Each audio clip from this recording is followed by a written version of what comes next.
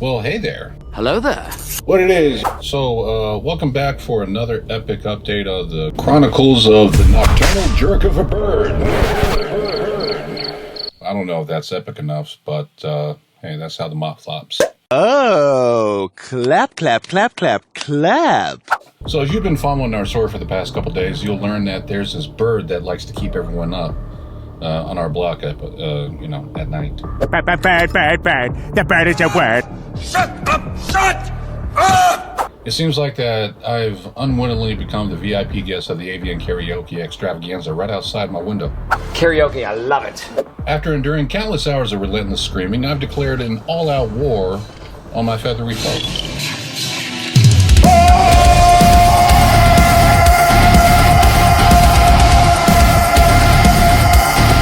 Armed with nothing but pine cones, tree chunks, and my questionable aim, I've launched a full-out assault.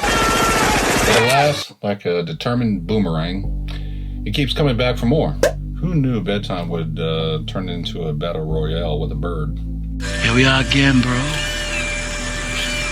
Just you and me. But this cheeky bird decided to reveal itself during the daylight hours. And I got it.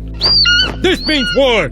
So, being the detective that I am, I whipped out my trusty Google camera identifier thingamajig, and lo and behold, we have the culprit. Introducing, drumroll please, the Lemkin. King-a-boo! Otherwise known as the Florida's loudest bird. Turns out these guys are like the distant cousins of rails and cranes, but don't let their size fool you. They're about as big as a heron. Hailing all the way from South America, they migrate to Florida, where they set up shop in open freshwater havens like ponds, lakes, and even cozy wooded swamps and marshes. It's not kids partying or anyone crying out for help. It is the sound of that bird, and it's got people in Cape Coral complaining tonight. Screeches, squawks, yelps, whatever you call the noise, it is waking people up in the middle of the night and driving them bonkers in the day. Who knew I stumbled upon a celebrity of the avian world right in my backyard? And? Shut up, bird. But nevertheless, these guys are like snail slaying specialists, chomping down on apple snails like it's their day, or should I say, their day and night job. And let me tell you, their eerie cries, especially under the cover of night, it's like it's something that's straight out of a paranormal flick. So why the loud screaming? Turns out these Lemkin lads sport seriously impressive windpipes. Think cranes with an extra flare. I'm a peacock! You gotta let me fly! They've got these long, twisty necks that serve as their very own built-in megaphones. And it allows them to go ahead and unleash those spine-chilling, high-pitched screams and wails that could wake the dead. Wake the dead! Wake the dead! And get this, during courtship feeding, or when they spot a sneaky predator like our friendly 15-foot gator.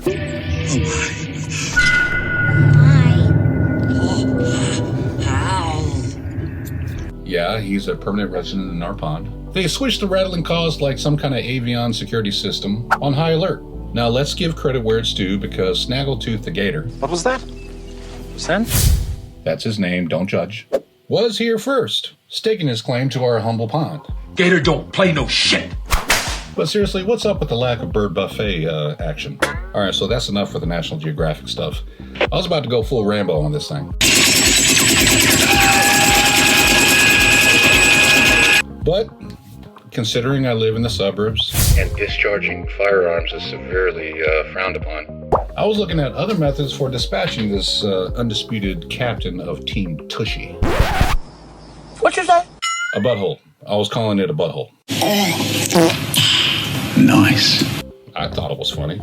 Please don't unfollow me. Love me. Love me! Well, I mean, chucking pine cones and tree chunks didn't work. Maybe because my aim wasn't as good as it once was. So I thought about using my daughter's bow and arrow, but that would leave obvious evidence behind, and we can't have that. I know what you're thinking. Well, just go pick it up after you shoot it. Just in case you forgot, there's a 15 freaking foot freaking gator living right here in our pond. I am not playing chicken with a dinosaur.